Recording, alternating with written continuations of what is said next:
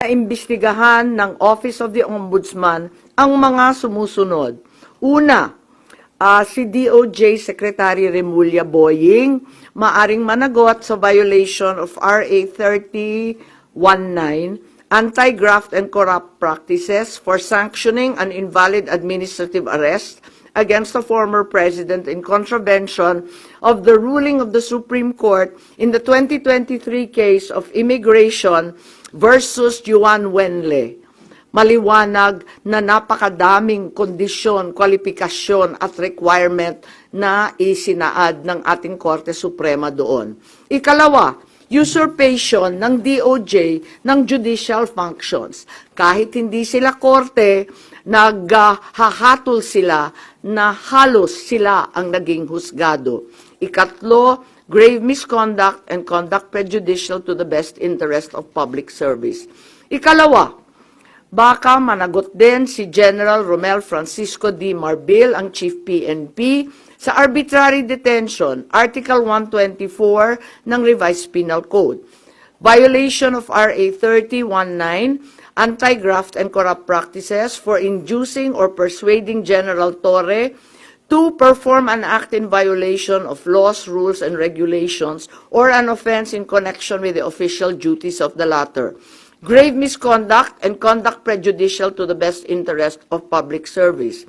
Andito rin sa mga nakalista at ayon din sa payo ni dating Supreme Court Justice na nagpayo sa atin na malahil si SILG Secretary John Vic Remulla ay maakusahan din ng arbitrary detention katulad nung iba.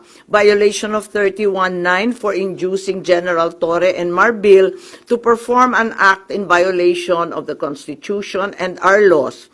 Ikatlo, grave misconduct and conduct prejudicial to the best interest of public service. Ang ikaapat na maaring patawan din ng kaso ay si General Nicolas Torre III. Maaring managot sa arbitrary detention. 2 counts of arbitrary detention, not only against the former president, but also against former Executive Secretary Medialdea. Ikalawa, violation of RA 7439 for not allowing the former president to be visited by VP Sara, both his daughter and his named counsel, and for forcing the former president's lawyers to leave him. Also, the violation of 3019 for allowing himself to be induced or persuaded by General Marbil or SILG Remulla to perform an act in violation of law, rules, and regulations in connection with his official functions. Grave misconduct and conduct prejudicial to the best interest of public service ay maaari ring ipataw laban kay General Torre. Ikalima, Ambassador Marcos V. Lacanilao.